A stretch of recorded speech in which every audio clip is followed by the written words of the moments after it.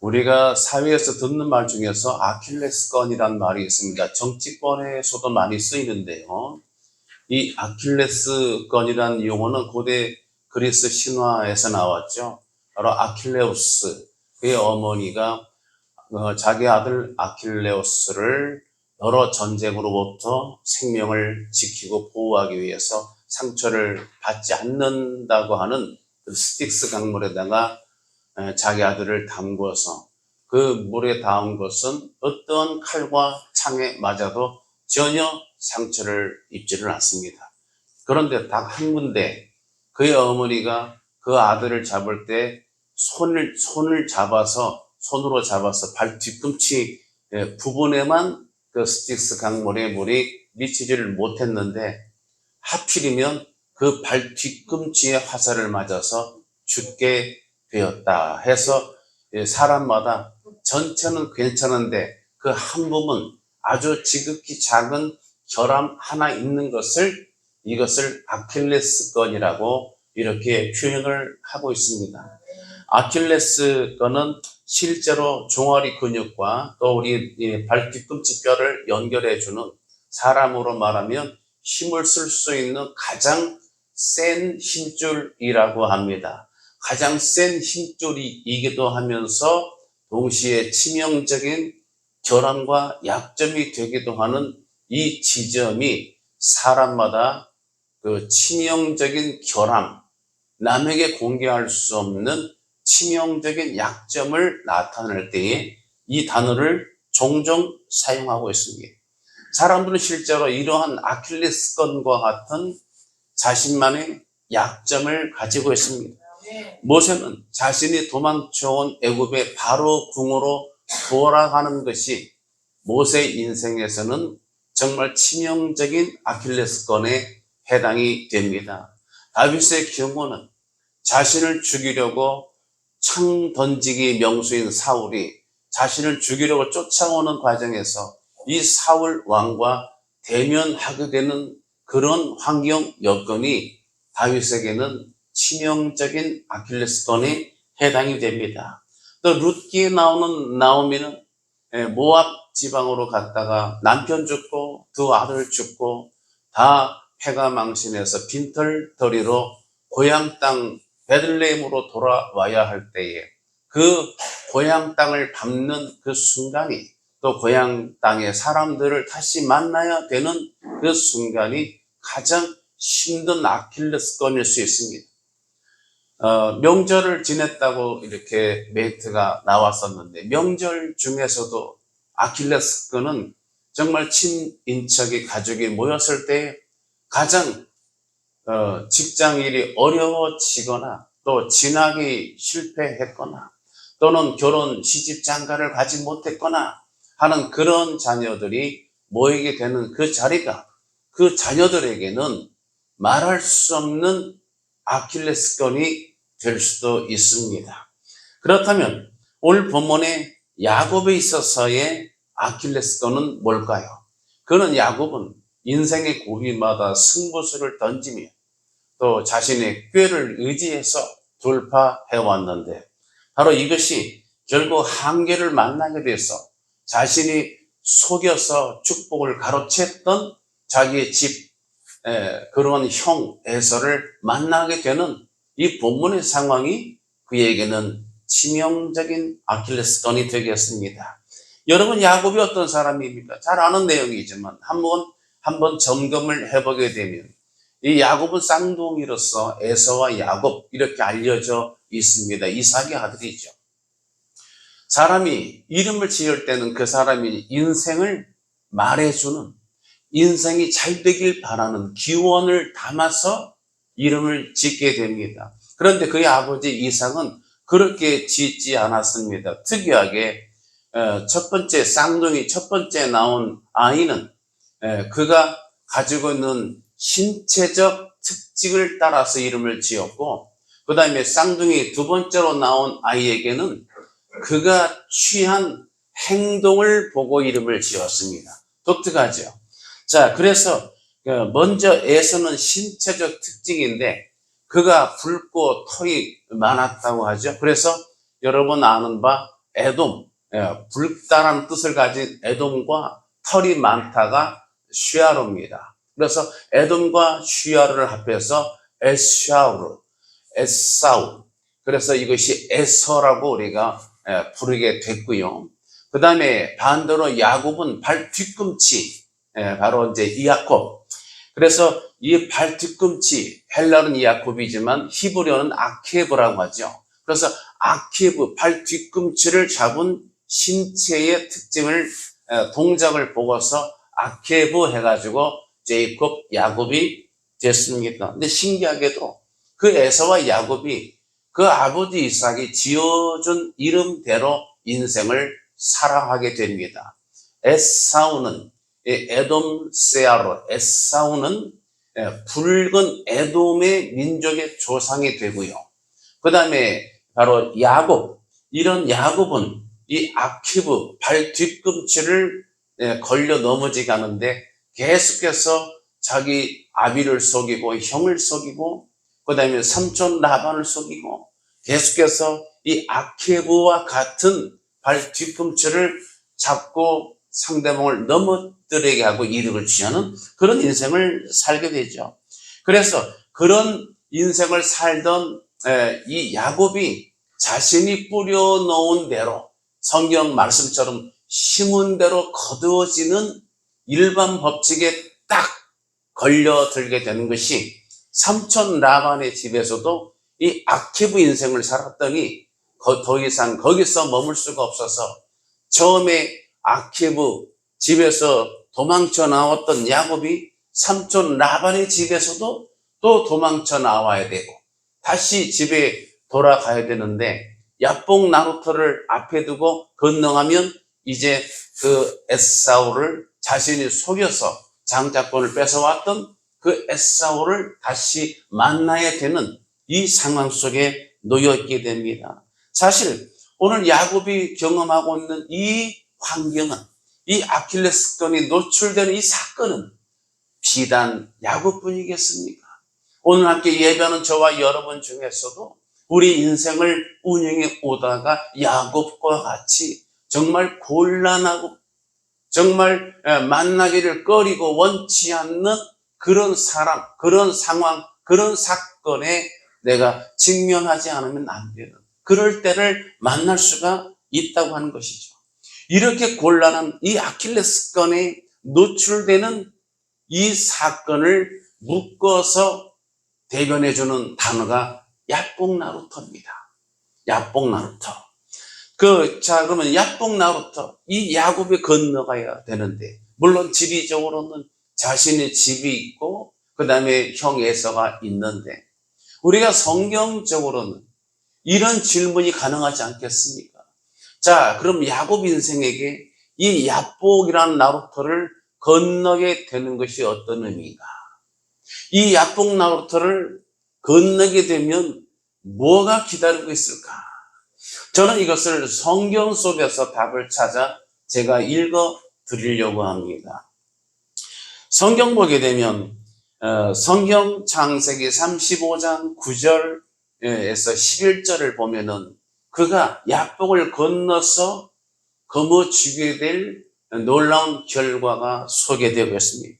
야곱이 밧단 아람에서 돌아오매 하나님이 다시 야곱에게 나타나서 그에게 복을 주시고 하나님이 그에게 이르시되 내 이름이 야곱이지만은 내 이름을 다시는 야곱이라 부르지 않겠고 이스라엘이 내 이름이 되리라 하시고 그가 그의 이름을 이스라엘이라 부르시고 하나님이 그에게 이르시되 나는 전능한 하나님이라 생육하며 번성하라. 여러분 아담을 지으셨을 때 주셨던 하나님의 귀한 근본적인 궁극적인 축복의 말씀이 누구에게? 야곱에게 다시 재확인해서 주어지고 있습니다. 한 백성과 백성들의 총회가 내게서 나오고 왕들이 내 허리에서 나오리라. 여러분 굉장한 상급이 기다리고 있죠.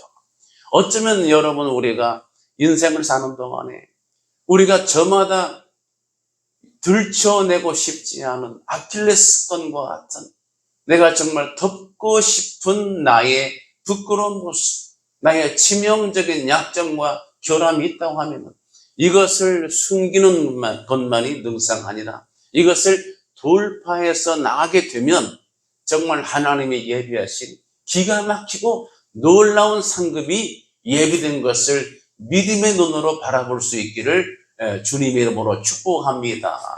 내가 곤란한 지경을 돌파, 통과할 때에 오히려 우리에게 상급이 주어지는 그런 역사가 있다고 하는 거예요. 그런데 문제는 이 야복 나루터를 건너가야 되는데 이 야복 나루터를 건너가는 이 작업이 현실적으로 쉬웠을까요? 정답은 그렇지 않답니다.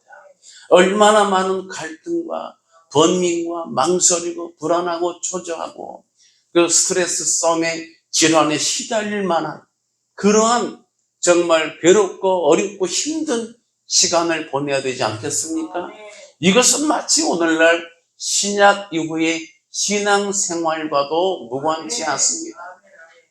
한마디로 십자가 없는 부활이 없고 고난 없는 영광과 멸류관이 없는 것과도 같습니다.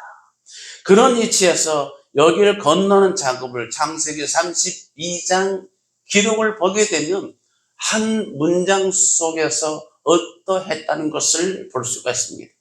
야곱이 어떤 사람과 밤이 새도록 씨름했다라고 기록하고 있습니다.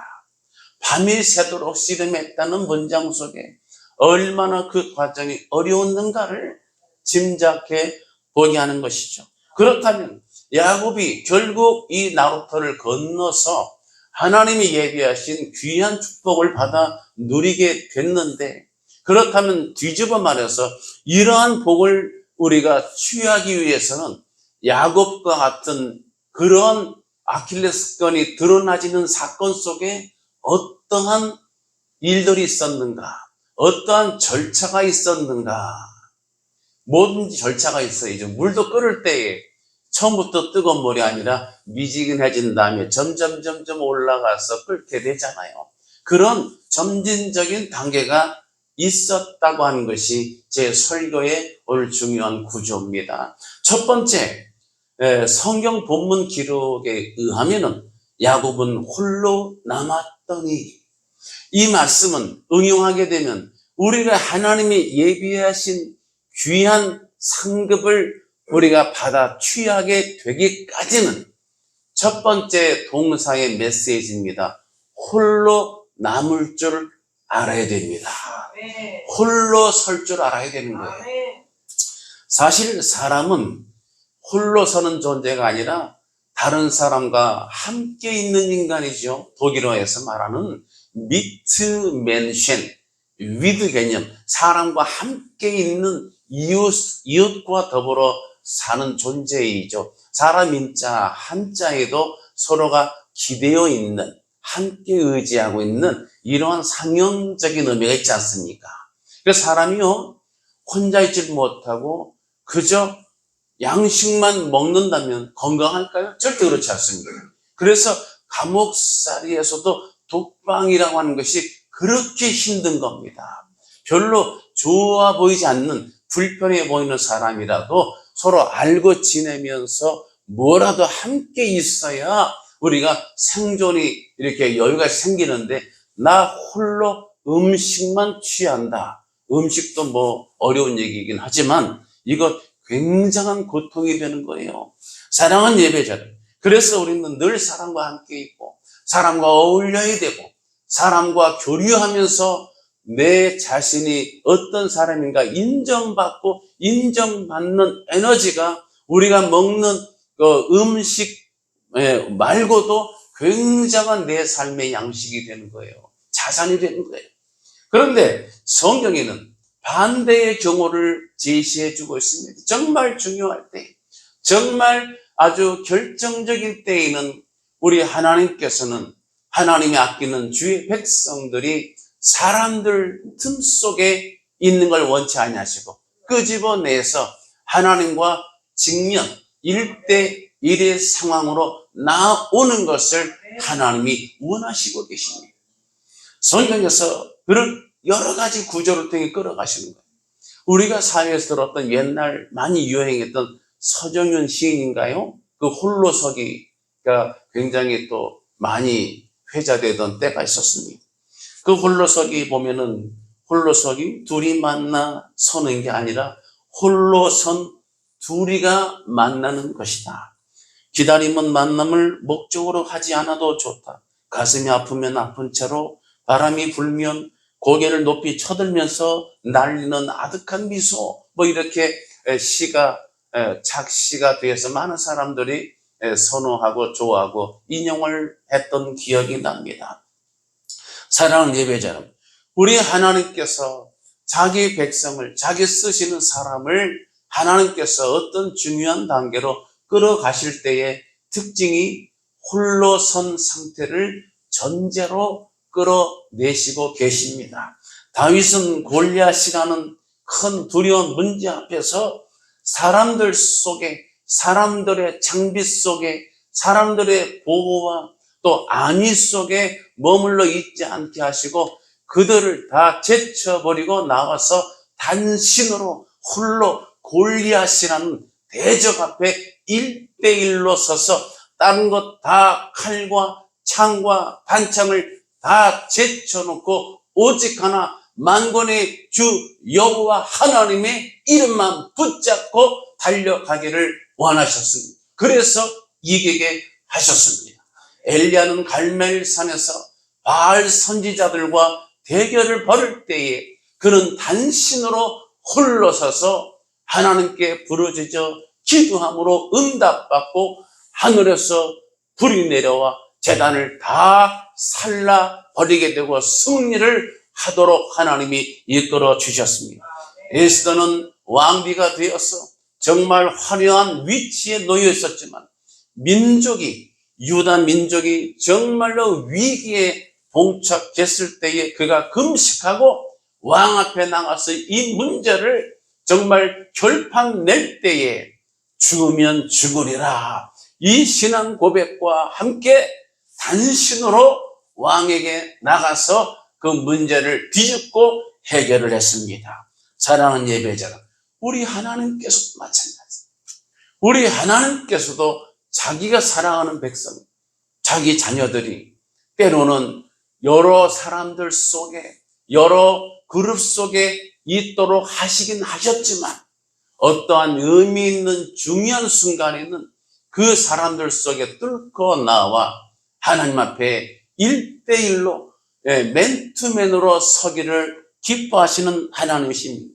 모세를 들어 쓰실 때에도 그가 많은 사람, 많은 환경, 또 많은 자산, 많은 경력, 많은 여건, 많은 지식을 그가 경유했지만 다 하나님이 제쳐놓게 하시고 호렙산 근처에서 메마른 덤불처럼 초라하게 짝이 없는 정말 삭막해진 달고 다른 메마르고 초라한 모습 속에 있는 그 홀로 된 모세를 향해서 모세야 모세야 부르신 줄 믿으시기 바랍니다. 또한 어린 사무엘을 부르실 때도 제사장 엘리가 있었지만은 그와 함께 있을 때 부르시질 않고 그가 홀로 누워 잠을 잤을 때, 잠이 들었을 때에 하나님이 그에게 1대1로 사무엘아 사무엘아 불러내신 하나님이십니다. 우리 예수님께서도 세례 요한이 잡혀 죽은 날 그가 비통한 심정으로 하늘 아버지의 뜻을 구하고 묻고 또 기도하실 때에 그가 하루 저녁을 그가 함께하던 제자들을 다 제쳐놓고 우리 주님은 빈들에 가셔서 하루 저녁을 홀로 머무셨다고 성경은 기록하고 있습니다. 성경학자들은 이 부분을 그 예수님께서 광야에 머무시는 동안에 1대1로 하나님과 대화하고 기도했다고 성경학자는 해석하고 있습니다. 사랑하는 예배자는 우리 삶을 살아가는 동안에 정말 치명적인 아킬레스건, 결함이 있습니까? 문제가 있습니까? 내가 감당하기 어려운 짐들이 있습니까? 풀어야 될 과제가 있습니까? 정말 주 앞에 내 마음을 단단히 붙잡으시고 하나님 앞에 1대1로 나아가 간구하고 부르짖고 해결받는 복된 신앙인 되시기 바랍니다. 두 번째 동사를 보게 되면 씨름을 했다고 기록합니다. 그가 홀로 된 상황을 첫 번째 하나님이 끌어내신 환경입니다. 두 번째 하나님이 예비하신 교실, 인생 교실, 또 작업장, 세트, 이렇게 세트장을 보게 되면 그가 그 공간 안에 밤새도록 씨름하게 하셨습니다. 씨름을 했습니다. 야곱은 문제를 앞두고 정말 그 문제 앞에서 그냥 앉아 있거나 그냥 도망쳐 회피했거나 그냥 우두커니 서 있거나 하지 않았습니다. 어떻게 했다고요? 밤새도록 씨름을 했습니다. 밤새 씨름을 했는데 여기서 정말 그 씨름한 대상이 누구인가? 어떤 사람이 야곱과 더불어 씨름하더니 어떤 사람으로 번역을 했는데 성경학자는 이 어떤 사람이 영적 존재, 하나님의 천사 또는 하나님의 현현 이렇게 풀이하고 있습니다. 야곱은 하나님 앞에 홀로 섰을 뿐만 아니라 그가 씨름했다 이것을 다른 문장으로 바꾸게 되면 정말로 간절히 치열하게 기도했다고 하는 거예요. 성경 호세아서 12장 4절에서는 천사와 겨루어 이기고 울며 그에게 간구했다고 기록을 하고 있습니다. 야곱은 정말 그날 밤에 사람으로 나타난 그 천사와 더불어 자신을 도와달라고, 이 문제를 해결해 달라고, 이 괴로움을 벗게 해달라고, 이 정말 무거운 짐을 내가 감당할 수 없으니까 이것을 도와달라고, 해결해 달라고 밤새 격렬하게 치열하게 그리고 어떻게 해서 울며 통곡을 하며 사정을 한 것입니다. 그래서 본문에서 야곱이 두 번째 이 환경인 첫 번째 홀로 남았고 두 번째 밤새 씨름을 했다고 합니다. 이 씨름을 했다는 것이 무엇인가? 어떤 영적 메시지가 있습니까? 첫 번째, 하나님을 굳게 잡았다. 하나님을 꽉 잡았어. 이 손 놓으면 나는 죽는 거예요. 이 손 놓으면 나는 살아갈 수가 없어. 아버지 하나님, 나를 도와주세요. 다른 말로 하나님 살려주세요. 혈루증 앓던 여인이 기어가 예수님의 옷자락, 옷솔이죠. 옷에 연결된 끈, 이 실로 된 그 솔이라고 하는 끝자락을 겨우 쥔 겁니다. 어디에서? 많은 군중들 틈에서 욕을 먹어가며 밟히며 기어가서 예수님의 옷자락을 잡는 것이 아버지 주여 메시아 주여 예수님 나를 살려주세요 하는 마음으로 잡은 줄 믿으시기 바랍니다. 그래서 하늘 아버지의 불쌍히 여기는 긍휼의 마음이 예비된 주님의 마음을 붙잡는 역사가 일어나게 된 거예요. 사랑하는 예배자 여러분, 야곱이 밤새도록 씨름한 것은 밤새도록 하나님을 붙잡았습니다. 다른 말로 말하면 영적 싸움을 싸웠다는 거예요. 우리 신앙인은 싸우는 존재인데 두 차원이죠. 하나는 선한 싸움. 선한 싸움을 잘 싸우셔야 됩니다. 선한 하나님이 예비하신 상급을 얻도록 싸워야죠.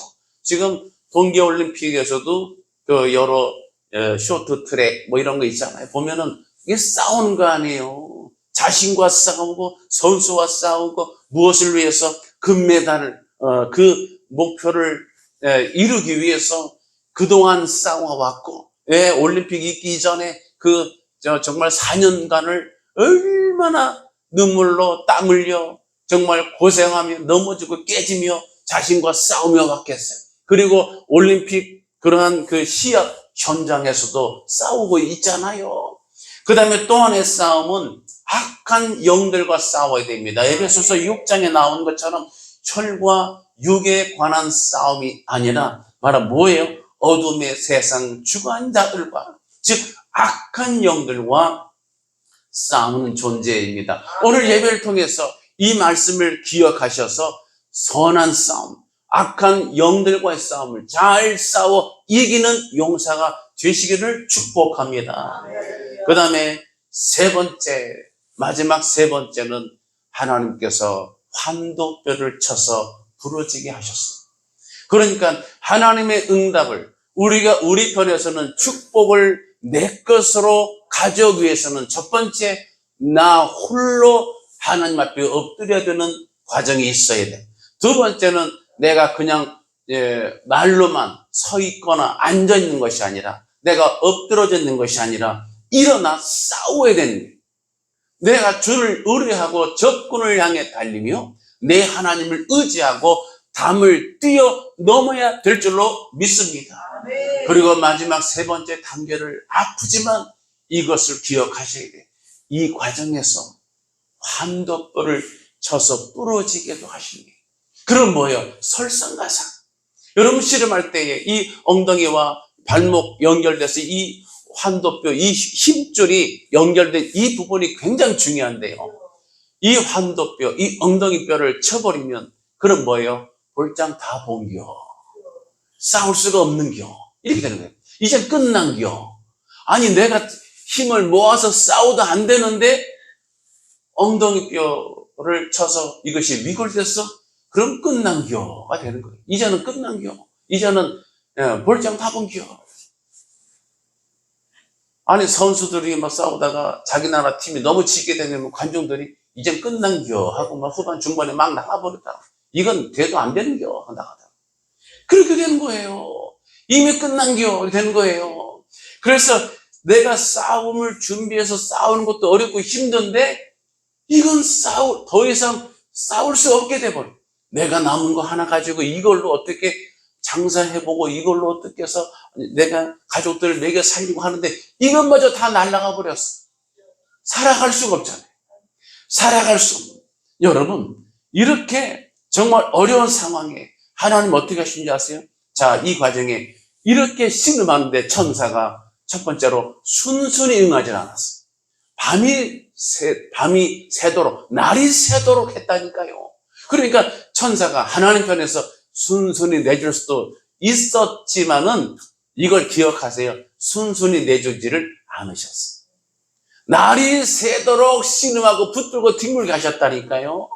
그래서 이렇게 날이 새도록 순순히 응하지 않고 계속 붙들어서 거기다가 환도뼈까지 치신 이유가 뭘까요?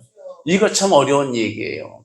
그래서 이 부분은 이렇게 유추해 볼 수가 있는데, 하나는 여러분 야곱이란 인생이 또는 오늘날 저와 여러분 신앙이 얼마나 간절함을 가지고 있는가를 하나님이 시험해 보시는 겁니다. 얼마나 간절한가.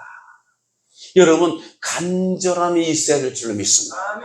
주를 향해서 여호와 하나님을 공경하는 카바트라는 단어는 무게 중심을 두다 뜻입니다. 내가 주 앞에 기도할 때 주실라면 주시고 말라면 마시고 이런 개념이 아니에요. 간절함을 담아서 구해야 될 줄로 믿습니다. 두 번째 유추하는 것은 이 밤새 씨름하는 동안에 고생하면서 여러분 씨름할 때 생각도 나지 않겠습니다. 내가 이제는 더 이상 육신의 힘을 의지해 살지는 않겠다. 내가 이렇게 살아온 것을 다 토해내야 되지 않겠습니까? 그래서 이런 속에서 하나님이 순순히 응하지 않고 계속 붙잡고 씨름하도록. 여러분 씨름이 얼마나 힘드냐면 저는 두 가지를 아는데, 하나는 복싱, 돌격 복싱 군대에 살 때 복싱이 얼마나 힘든가를 알았어요. 하루에 1000번씩 섀도우 복싱 하는데 이게 보통 일이 아니에요. 그 복싱 선수들 체력이 엄청 소진되는 거예요. 그래서 체력 안배가 안 되면 지쳤다고 해설가 말하면 그 사람은 끝난 기호가 된 거예요. 아무리 기술적으로 지쳐버리면 안 되는 거죠. 그런데 또 하나가 뭐냐면 씨름이에요. 씨름은요, 우리가 볼 때는 굉장히 동적이지 않아 보여요. 둘이 삿바 잡고 둘이서 낑낑거리고 있는. 근데 여러분 이게요, 이 삿바 잡을 때부터 삿바 싸움이에요. 힘이 벌써 확 들어가지고 안 해본 사람이 뭐 어떻게 알아 이거. 여러분 이거 씨름 해보시면 알지만 삿바 잡고 그때부터 힘을 꽉 쥐고요. 우리가 볼 때는 가만히 있는 거 있잖아요. 그냥 힘 넣고 준비 아니에요. 어마어마하게 힘들어요. 꽉 잡고 자기가 유리한 거 잡으려고 그냥 꽉 쥐었는데 옛날에 저는 씨름 중계에서 유명한 천하장사 뭐 이만기 막 있었잖아요. 아니 기절하더라니까요.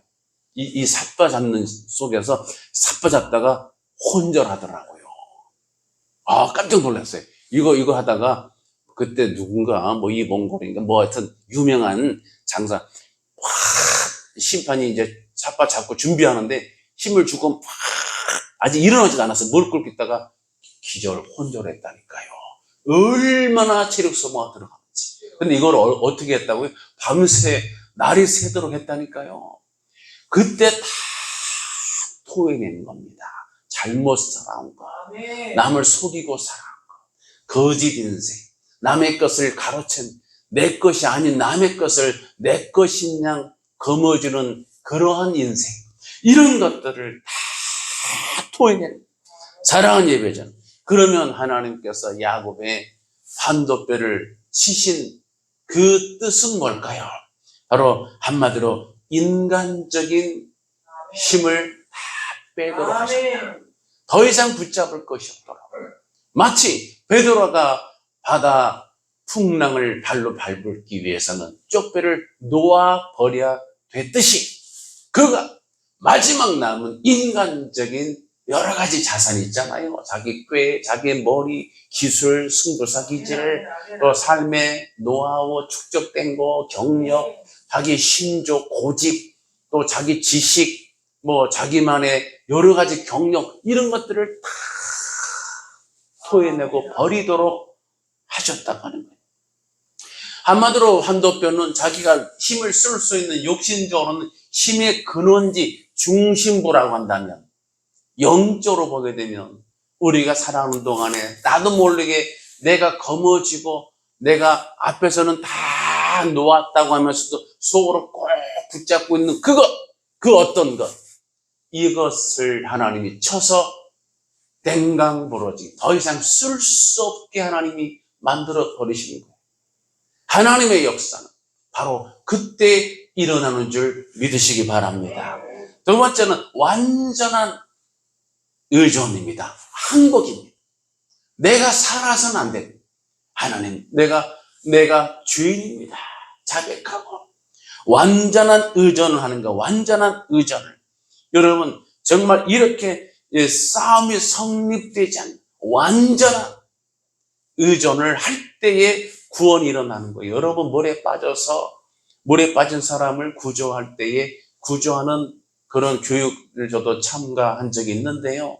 구조할 때 여러 가지 방법이 있는데, 첫 번째는 물에 빠진 사람이 살려달라고 아우성 칠 때 무조건 뛰어들지 말라는 거죠. 그 사람이 막 이 아우성 칠 때 우리는 급한 마음이 뛰어들다가 같이 엉켜서 둘 다 같이 물에서 못 나오고 익사하게 된다는 거예요. 그래서 정말 아주 염려스럽긴 하지만 잠시 기다렸다가 힘이 좀 빠진 것을 보고 들어가라는 거죠. 그리고 아니면 이렇게 수영에 가더라도 가서 근처 가서 확 잡지 말고 잠수해서 들어가서 그 사람 뒤로 가서 목을 잡아야지, 앞으로 잡으면 같이 뒤엉켜서 그냥 그 힘이 남아있으니까 수영 같이 못하고 죽는 거예요. 이런 경우처럼 때로는 신앙 안에서 내가 육신에 아직까지 뭐가 힘이 남아있을 때는 안 돼요. 내가 완전히 힘을 빠져서, 다시 말해 완전히 엎드려서 하나님만 의존하는 그런 상황이 될 때에 구원의 역사가, 회복의 역사가 일어나게 되는 줄 믿으시기 바랍니다. 그래서 여기서 중요한 점은 천사도 쉽게 놓지 않고 이 시름 삿발을 놓지 않고 계속 당겼다 밀었다 하면서 계속 야곱을 흔들었다고 하면은 이걸 관전 포인트를 바꾸게 되면 우리가 주목해야 될 중요한 게 있어요. 야곱 그도 이 삿발을 놓지 않았다고 하는 거예요. 그렇게 얻어 터지면서 환도뼈가 부러지면서도 천사도 놓지 않았지만 야곱도 놓지 않았습니다. 사랑하는 예배자는 이제 말씀을 정리할까요? 하나님의 예비하신, 아까 제가 설명했죠? 야복을 건넜을 때에 거머쥔 귀한 그 상급의 말씀, 창세기 35장의 이 말씀은 이 야복을 건넜을 때에 얻어졌습니다. 그런데 그 시점은 공교롭게도 그가 홀로 남은 상태에서, 그리고 밤새 날이 새도록까지 힘든 시간을 붙잡고 씨름했을 때, 그리고 마지막으로 환도뼈가 부러져서 절망 중에 완전 절망의 바닥에 놓였을 때 공교롭게도 하나님의 선물은 그때 주어졌습니다. 사랑하는 예배자는 이 말씀 기억하시고 여러분 인생에 환경적으로 내 주변 사람, 내 가족도 나를 들여다볼 수 없는 나만의 외로움, 나만의 괴로움, 나만의 힘든 짐이 느껴지시거든 오히려 이것을 take advantage, 오히려 선용하셔서 하나님께 홀로 서서 하나님을 만날 기회로 삼으시기 바랍니다. 그리고 내가 기도한 거 쉽게 더디 응답이 되지 않을 때 하나님이 나의 모든 하나님 잘못된 것, 지나간 육신에 속한 생각들을 다 버리게 하시는 나를 정화시키는 과정인 것을 생각하시기 바랍니다. 그리고 그런 와중에 내가 신앙생활하고 내가 주 앞에 물질도 드리고 내가 주일에 힘도 쓰고 협력하고 애를 썼는데도 환도뼈가 부러지는 설상가상의 또 하나의 절망이 이것이 덮쳐오거든 전혀 흔들리거나 낙심할 필요가 없어요. 하나님이 그 정점을 지날 때에 그 시점에서 하나님이 응답을 주셨기 때문입니다. 이 신앙 가지시고 어떤 고난과 어려움과 시험이 오더라도 여러분 당황하지 마시고 주만 바라보고 믿음으로 나가셔서 여러분 하나님이 예비하신 귀하고 복된 상급을 받아 누리시는 저와 여러분 되시기를 예수님의 이름으로 축복합니다. 기도하겠습니다. 할렐루야. 존귀하신 하나님 아버지, 은혜와 사랑을 감사합니다. 야곱이 이스라엘로 변화되고 여수론으로 변화됐지만 이 과정은 결코 평탄한 길은 아니었습니다. 쉽고 편한 길이 아니라 어렵고 고달픈 야복 나루터의 씨름의 사건을 경유해야만 했습니다. 천사도 순순히 응하지 않고 밤새 붙들었지만 야곱 편에서도 울며 통곡하며 사정하며 기도하던 인생 편에서도 끝까지 놓지 않고 붙들었습니다. 나를 축복하지 않고서는 절대로 보내지 않겠다고 하면서 끝까지 붙잡았습니다. 그래서 홀로 남았을 때 홀로 남아야 했고 밤새 부르짖어 씨름해야 했고 환도뼈가 부러져 설상가상 낙심 중에 낙심, 절망 중에 절망이 찾아왔지만 그 지점을 통해 그 분기점이 바로 축복을 이어받는 놀라운 분기점이 된 줄로 믿습니다. 이 믿음 기억하고 날마다 모든 일에 이기는 자가 되게 하여 주옵소서. 믿사옵고 예수님의 이름으로 간절히 기도드리옵나이다. 우리를 죄에서 구원하신 우리 구주 예수 그리스도의 귀하신 은혜와 하나님 아버지의 넓고 크신 사랑과 성령님의 감동 감화 위로 교통 충만 역사하심이 오늘 함께 예배하는 모든 예배자들 머리 위에와 저들의 가정 위에와 또한 자녀들의 진로와 비전 위에 관계된 모든 일들 위에 연약한 성도들의 모든 건강의 행로 위에와 그리고 나라와 민족 위에 함께 있을지어다. 아멘.